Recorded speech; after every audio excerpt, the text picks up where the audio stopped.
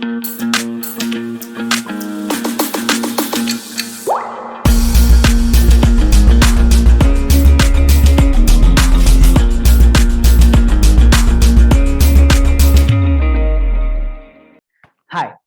Welcome to the layman way. और आज के वीडियो का ये टॉपिक है कि आखिरी 30 दिन जो अभी बचे हैं प्रीलिम्स में, उसमें आपको क्या चीजें करनी चाहिए और क्या चीजें आपको अवॉइड करनी चाहिए, है ना। तो सबसे पहला तो ये है कि जो आपके रिसोर्सेज हैं उसको आप चेंज नहीं करोगे। मतलब ऐसा नहीं है कि कोई नई बुक पकड़ ली है या नया आर्टिकल तो नहीं, नई मैगजीन पकड़ ली, इस टाइप से आपको चीजें नहीं करनी है। जो बेसिक बुक्स अभी आप पढ़ते आए हो पिछले 1 साल से या जब से तैयारी कर रहे हो 7-8 महीने से, जो बेसिक बुक्स आप पढ़ते आए हो उसी को ही बार बार रिवाइज करना है। जो स्टैंडर्ड बुक्स हो गई, एनसीईआरटीज हो गई, पॉलिटी में लक्ष्मीकांत हो गई, क्या बोलते हैं, हिस्ट्री में स्पेक्ट्रम या फिर विपिन चंद्रा कोई भी एक फॉलो कर रहे हो तो वो हो गई, एंशिएंट मिडिवल में नॉर्मल अपनी एनसीईआरटीज हो गई। तो ये सब चीजें आपको बेसिक बुक्स पे ही स्टिक करना है, उसी को ही बार बार रिवाइज करना है। पहला चीज तो ये हो गया कि कोई नए रिसोर्स में अपना दिमाग मत लगाना। अब आपने सोच लिया कि भाई, मान लो आपके दोस्त बोल रहे हैं यार पिछली बार ये क्वेश्चन इससे आया था, है ना, तो ऐसा नहीं कि आप चले गए उसको पढ़ने, है ना। आरओआई हमेशा ध्यान में रहना चाहिए, रिटर्न ऑन इन्वेस्टमेंट पता होना चाहिए कि भाई एक क्वेश्चन अगर आ गया तो जरूरी नहीं है कि वो बुक इंपॉर्टेंट हो गई, है ना। एक क्वेश्चन वो कहीं से भी आ जाता है। तो जो बेसिक बुक्स हैं उसको ही रिवाइज करना है, उससे उसके आगे कुछ नहीं करना है। एक सब्जेक्ट का एक रिसोर्स ही पकड़ो, उससे ज्यादा जरूरत नहीं है। देखो, जितनी बार ज्यादा रिवाइज करोगे उतना ज्यादा कॉन्फिडेंस आएगा अपने में, और कॉन्फिडेंस ही है एक पर्टिकुलर चीज जो आपको प्रीलिम्स पे क्लियर कराएगी। प्रीलिम्स नॉलेज है, बट मोस्ट ज्यादा ज्यादा इंपॉर्टेंट ये है कि आपका कॉन्फिडेंस उस टाइम पे कितना है जब आप पेपर दे रहे हो। तो अगर कॉन्फिडेंस आपका हाई होगा तो प्रीलिम्स क्लियर होने के चांसेस ज्यादा हैं। और कॉन्फिडेंस हाई तभी होता है जब आप एक ही चीज को बार बार पढ़ोगे और आप एक ही चीज को बार बार रिवाइज करोगे, और ताकि आप वहां पे रिकॉल कर पाओ। वो सेल्फ कॉन्फिडेंस अंदर आ जाता है कि हमने सब कुछ पढ़ लिया, हमने 5-10 बार रिवाइज कर लिया ये चीज, अब हमको आती है ये चीज। तो पहला तो ये हो गया कि जो रिसोर्सेज है उसको आपको चेंज नहीं करना। दूसरा ये है कि जो मॉक्स आप दे रहे हो, आपको आखिरी 30 दिन में मॉक्स तो देने ही है, पर कब तक देने हैं मॉक्स और कौन किस टाइप के मॉक्स देने हैं, ये बहुत ज्यादा इंपॉर्टेंट है जब आप फाइनल 30 डेज में एंटर करते हो। क्योंकि देखो, मॉक्स तो देने हैं, मॉक्स आपको ऐसा नहीं है कि पूरे 30 दिन देने हैं, पूरे 30 दिन मॉक्स नहीं देने हैं। 5 जून को अगर पेपर है तो 4 जून को आप बैठ के मॉक नहीं दे रहे होगे, है ना। तो ये नहीं करना है, गलती मत करना ये चीज की। आपको मॉक्स 10 दिन पहले आप बंद कर दो, एक हफ्ता पहले बंद कर दो मॉक्स देना। तो जैसे 7 जून को पेपर है ना, तो 25, 26, 27 तक बस मॉक्स दो, उसके पहले उसके बाद मॉक्स मत देना। अभी आज से भी 30 दिन हैं उन मॉक्स को देने के लिए। तो आपको मॉक्स फुल लेंथ देने हैं, है ना, फुल लेंथ आप मॉक्स दोगे। और कोई भी कोचिंग सीरीज का कोचिंग का पकड़ सकते हो आप, टेस्ट सीरीज उनको आप सॉल्व करो। बट ये ध्यान रखना कि शुरुआत के जो 20 टेस्ट हैं, शुरुआत के 20 टेस्ट आप टफ टफ कर सकते हो, है ना। आखिरी के जो 4-5 टेस्ट होंगे, जो आखिरी के दिन में टेस्ट आप दे रहे हो ना, मतलब 20 से लेके आखिरी के 4-5 टेस्ट दिए आपने 22 से लेकर 27 तक, ये 4-5 जो टेस्ट हैं, ये सरल सरल टेस्ट ही सॉल्व करना। सरल सरल मतलब ऐसे टेस्ट जो बेसिक बुक्स पे बेस्ड हों, है ना। ऐसा नहीं कि कोई मान लो उठा लिया किसी कोचिंग इंस्टीट्यूट का जो बहुत टफ है, नंबर आ ही नहीं रहे हैं, 70-75 नंबर आ रहे हैं, तो ये टाइप की चीजें मत करना। आखिरी टाइम में 2-3 टेस्ट, जो 4-5 टेस्ट हैं आखिरी के, वो वही टेस्ट लगाना जो बहुत ही ईजी हो। बहुत ही ईजी मतलब एकदम ही ईजी ना हो, बट हाँ काफी ईजी हो, आपको बेसिक बुक्स पे हो, बेसिक एनसीईआरटीज और जो लक्ष्मीकांत वगैरह है इन सब पे ही हो, ताकि आपने जो पढ़ा है एक तो वो आपका थोड़ा रिवाइज हो जाए, उसके साथ साथ आपका एक कॉन्फिडेंस बिल्ड हो। तो आखिरी जो 10-15 दिन होते हैं उसमें आपको कॉन्फिडेंस बिल्ड करना होता है प्रीलिम्स के लिए। कॉन्फिडेंस बहुत ज्यादा इंपॉर्टेंट है। कॉन्फिडेंस नहीं होगा तो वहां जाके आप मतलब एकदम अच्छे से आंसर नहीं मार पाओगे। आपको हमेशा डाउट आता रहेगा, सेकंड थॉट आता रहेगा कि यार लास्ट पेपर दिया था, मेरे 75 नंबर आए थे, अब मैं क्या करूं, है ना। तो ये सब चीजें आपको नहीं करनी है। आखिरी के जो 2-3 3-4 टेस्ट हैं उसमें आप इजी इजी टेस्ट दो, अच्छे नंबर लाओ उसमें, अच्छे से 110 120 ऐसे नंबर लाओ उसमें, जो बेसिक बुक्स में होंगे वही देना है ना। तो आखिरी 3-4 दिन में बेसिक जो सरल टेस्ट है वही देना है। दूसरा पॉइंट ये हो गया। तीसरा पॉइंट, जब आप मॉक्स दे रहे हो, जो आप इनिशियल फुल लेंथ मॉक्स दोगे, 20 मॉक्स दोगे, उसको करना कैसे है। सिर्फ मॉक देके आंसर चेक करके छोड़ दिया, नहीं, ऐसा नहीं करना है। मॉक्स जब आपने दिए, जब आप इनिशियली मॉक्स दे रहे हो, तो आपको क्या करना है कि जैसे मान लो आपने मॉक्स 100 क्वेश्चन है, तो 100 क्वेश्चन में से 100 तो आते नहीं होंगे, हो सकता है आपको 35 आते हो या 40 आते हो। बाकी आप और अटेम्प्ट करोगे ताकि आप कट ऑफ के पास आओ, है ना। 40 अटेम्प्ट किए, 40 में तो प्रीलिम्स क्लियर होना नहीं है, तो आप जाओगे 70 अटेम्प्ट करने या फिर 80 अटेम्प्ट करने। तो ये जो 30-40 एडिशनल क्वेश्चन आप कर रहे हो, जो आपको श्योरिटी से नहीं मालूम है, बट किसी में आपने हो सकता है इंटेलिजेंट गेस मारा हो, किसी में हो सकता है एकदम ही रैंडम गेस मारा हो, किसी में हो सकता है आपने एलिमिनेट करके, जस्ट अ मिनट, किसी में हो सकता है आपने एलिमिनेट करके क्वेश्चंस किए हों। तो ये जो चीज आपने करी है ना, इस इन 40 क्वेश्चंस को एनालाइज करना बहुत इंपॉर्टेंट है। क्यों? क्योंकि इसमें से आपके क्वेश्चन गलत होंगे और सही भी होंगे। तो हमको दोनों पता होना चाहिए कि किस टाइप से क्वेश्चन सही हो रहा है और किस टाइप से क्वेश्चन गलत हो रहा है। तो मान लो आपने कोई पर्टिकुलर अटेम्प्ट किया, उसमें आपने कोई इंटेलिजेंट गेसिंग मारी है ना, आपने मारा कि अच्छा ये नहीं हो सकता, ये मेरे को थोड़ा थोड़ा पता है, इस टाइप से चीजें हैं। तो वो आप देखो कि क्या गेस आपने मारा था और क्या वो सही हुआ, और अगर सही हुआ तो क्यों सही हुआ, है ना। और अगर गलत हुआ, मोस्ट इंपॉर्टेंटली अगर आपका वो गेस गलत हुआ है या इंटेलिजेंट गेस आपने मारा तो वो गलत हुआ है, तो वो क्यों गलत हुआ। अगर आपको सेकंड चांस मिले वही क्वेश्चन करने के लिए, तो क्या आप उसको फिर से सही कर पाओगे, क्या आप दूसरी तरीके से उसको सोच पाओगे। इससे क्या होगा, आपकी जो कमियां हैं, जो वीकनेसेस हैं, वो इंप्रूव होंगी। वहां पे इंटेलिजेंट गेसिंग आपको करनी है। यूपीएससी प्रीलिम्स में पूरे क्वेश्चन नहीं आते होंगे, इंटेलिजेंट गेसिंग करनी है। तो हमको तो ये तो पता है कि हमको गेसिंग करनी है। अब अगर इंटेलिजेंट गेसिंग करनी है तो उसमें हम अच्छे कैसे हो सकते हैं, ये हमारा मेजर एम होना चाहिए। आप पहले जो टेस्ट जब हम दे रहे हैं उसको एनालाइज करने में, है ना। तो उसको एनालाइज करने में, जस्ट अ मिनट, तो उसको एनालाइज करने में हमारा ये एम होना चाहिए कि हम बेसिकली क्या कर रहे हैं, हम जो वीकनेसेस है हमारी उसको हम इंप्रूव कर रहे हैं, उसको हम अच्छा कर रहे हैं। कैसे करके कि इंटेलिजेंट गेसिंग में अच्छा होकर। इंटेलिजेंट गेसिंग में आप अच्छे तभी हो पाओगे जब आप उस चीज को जब आप जो चीज गेस कर रहे हो उसको आप एनालाइज करोगे कि मैं गलत गेस कर रहा हूँ तो क्यों गलत गेस कर रहा हूँ, और किस टाइप के क्वेश्चन में गलत गेस कर रहा हूँ। हो सकता है कि आप हिस्ट्री के क्वेश्चन ज्यादा गलत गेस करते हो सकता है कोई पॉलिटी के क्वेश्चन अच्छा गेस करता हो। ये पर्सन टू पर्सन डिपेंड करता है। हो सकता है आपको साइंस ऊपर से निकलती हो, तो आप भाई मेन पेपर में मत मारो साइंस के क्वेश्चन। ये आपके ऊपर डिपेंड करेगा कि आपका वीकनेस और स्ट्रेंथ क्या है। किसी का पॉलिटी स्ट्रेंथ होता है, किसी का इकोनॉमिक स्ट्रेंथ होता है, किसी का हिस्ट्री स्ट्रेंथ होता है, किसी का साइंस एंड टेक स्ट्रेंथ होता है, तो किसी का करंट अफेयर स्ट्रेंथ होता है। तो ये आपको अपने से पता लगाना है कि अगर आप मॉडर्न हिस्ट्री के क्वेश्चंस में गैस मार रहे हो, है ना, तो अगर आप मॉडर्न हिस्ट्री के क्वेश्चन में गैस मार रहे हो तो कितने सही हो रहे हैं और कितने गलत हो रहे हैं। अगर आप पॉलिटी के क्वेश्चन में गैस मार रहे हो तो कितने सही हो रहे हैं, कितने गलत हो रहे हैं। तो जिसमें आपका ज्यादा गलत हो रहा है, लेट्स से आप एंशिएंट मेडिवल में तुक्के मारते हो, लेट्स से फॉर एग्जांपल, और एंशिएंट मेडिवल में आपके भाई आप 10 क्वेश्चन में से लेट्स से आप 7 में गैस मारते हो और आपके उसमें से 5 गलत हो जा रहे हैं, तो कोई फायदा नहीं है मेन पेपर में उसको गैस मारने से, आपके मार्क्स लूज ही होंगे, राइट।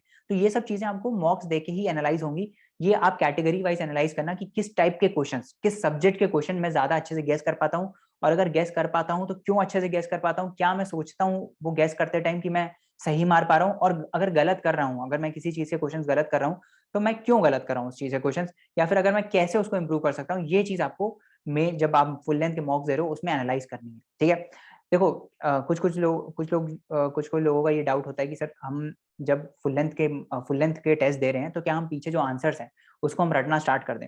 अरे नहीं भाई, रटना उसको स्टार्ट नहीं करना है, क्योंकि इतना कंटेंट है याद ही होगा, होने नहीं वाला है। जब तक आप किसी चीज को 5 बार रिवाइज 6 बार रिवाइज नहीं करोगे इंक्लूडिंग टेस्ट, उसका कंटेंट आपको याद नहीं होगा, ये फैक्ट है। तो आपने टेस्ट दिया है ना, आपने 2 घंटे का टेस्ट दिया, अगले 2 घंटे आपने उसको एनालाइज किया इसी टाइप से जैसे मैं बता रहा हूँ, और फिर अगर आप उसको रटने बैठ गए तो पूरा दिन आपका निकल जाएगा। तो ये कोई आरओआई इसमें आने नहीं वाला है, क्योंकि उसमें से शायद ही कोई क्वेश्चन आए, एक आध आ भी जाएगा तो कुछ फर्क नहीं पड़ रहा है। आपने बेसिक बुक्स, इससे अच्छा ये है, इससे अच्छा क्या है कि आप मॉक दिया, आपने 2 घंटे का आपने मॉक दिया, आपने इस टाइप से एनालाइज कर लिया कि जहां मैंने इंटेलिजेंट गेसिंग करी है वो इंटेलिजेंट गेसिंग सही हो रही है नहीं हो रही है, और किस टाइप के क्वेश्चंस में सही हो रही है, गलत हो रही है तो किस टाइप के क्वेश्चंस में गलत हो रही है और क्यों गलत हो रही है। ये चीज आपने जब एनालाइज करी, इससे आपका क्या होगा कि इंटेलिजेंट गेसिंग बढ़ेगी, पावर बढ़ेगी आपकी इंटेलिजेंट गेसिंग की।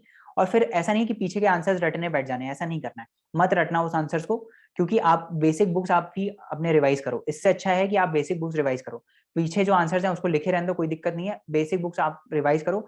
जो आपके वीक टॉपिक्स हैं उनमें आप जो मेन मॉक्स हैं उससे कंटेंट ले सकते हो, भले ही जैसे एंशिएंट मिडिवल है ना, इसके थोड़े थोड़े जो इंपॉर्टेंट टॉपिक्स हैं उसके आप कंटेंट पेपर से ले सकते हो, but stick to the basic resources. मेरे हिसाब से मेरी मेरी जो एडवाइस रहेगी वो यही रहेगी कि आप बेसिक एनसीईआरटी, बेसिक जो बुक्स हैं उस पर ही स्टिक करो, उसको ही बार बार रिवाइज करो, तो ज्यादा बेटर रहेगा। क्योंकि मेन पेपर में इन टेस्ट सीरीज से कोई क्वेश्चन आता नहीं है, फ्रैंकली स्पीकिंग कोई क्वेश्चन नहीं आता है। ये बस आपकी एक जो होता है ना कि हम मेन पेपर में कितने क्वेश्चन अटेम्प्ट करें, कितने अटेंड करने चाहिए या कैसी सिटिंग बनाए, वो उसके लिए होते हैं ये मॉक्स, फ्रैंकली स्पीकिंग। तो ऐसा जरूरी भी नहीं है, ऐसा जरूरी भी नहीं है कि आप जब मेन पेपर दोगे, जैसे आपने मॉक्स दिए तो आप मॉक्स देके लेट्स से 80-85 अटेम्प्ट करते हो क्वेश्चन तो आपके 100 के ऊपर नंबर आते हैं। तो ऐसा जरूरी भी नहीं है कि मेन प्रीलिम्स का पेपर आ रहा है तो आपको उतना ही अटेम्प्ट करने हैं। हो सकता है पेपर टफ आए, हो सकता है कि पेपर टफ आए तो वहां आपको कम अटेम्प्ट करने पड़ेंगे। ये कोई थंब रूल नहीं है कि 85 अटेम्प्ट करते हैं तो 120 के ऊपर आते हैं तो हम वहाँ मेन पेपर में भी 100 मतलब 85 ही अटेम्प्ट करें, ऐसा कोई थंब रूल नहीं है। वहां के हिसाब से आपको एडजस्ट करना पड़ेगा कि पेपर कैसा है, टफ है तो भाई सबके लिए टफ है तो कम अटेम्प्ट करो, जबरदस्ती मार्क्स लूज करने से कोई फायदा नहीं है, है ना। ये सब चीजें आपको करनी है और बेसिक जो बुक्स हैं आपको रिवाइज करनी है। और जो बेसिक, जब आप बेसिक बुक्स रिवाइज करो तो इसको भी प्रायोरिटी वाइज ही रिवाइज करना। तो जैसे जिससे ज्यादा क्वेश्चन आते हैं उसको पहले रिवाइज करो, पॉलिटी पहले रिवाइज करो, उसके बाद मॉडर्न हिस्ट्री, उसके बाद इकोनॉमिक्स, उसके बाद इन्वायरमेंट हो गया, है ना, उसके बाद एंशिएंट मिडिवल, फिर आर्ट एंड कल्चर, मतलब करंट अफेयर्स पहले करना रिवाइज ऑब्वियसली, उसके बाद science and tech, environment and ecology बता दिया। तो ये सब टॉपिक्स जो मेजर 80% जिसमें से पेपर आता है वो पहले करो, है ना। उसके बाद नीचे टॉपिक्स में वो रखो, जैसे आर्ट एंड कल्चर हो गया या फिर एंशिएंट मिडिवल हो गया। एंशिएंट मिडिवल अभी पूछा जा रहा है काफी, बट आप समझ गए, पहले एंशिएंट मिडिवल पढ़ लो फिर आर्ट एंड कल्चर पढ़ लो। इस टाइप से चीजें आपको करनी पड़ेंगी, है ना। करंट अफेयर्स पे पकड़ होनी चाहिए, और आखिरी के जो एक हफ्ता है उसमें कोई टेस्ट नहीं देना है, और जो आखिरी के 3-4 आप टेस्ट दोगे वो बहुत ही ईजी वाले दोगे, ताकि आपका स्कोर अच्छा है और आपका मॉरल बूस्ट हो, एकदम कॉन्फिडेंस अच्छा होना चाहिए प्रीलिम्स में जाने से पहले।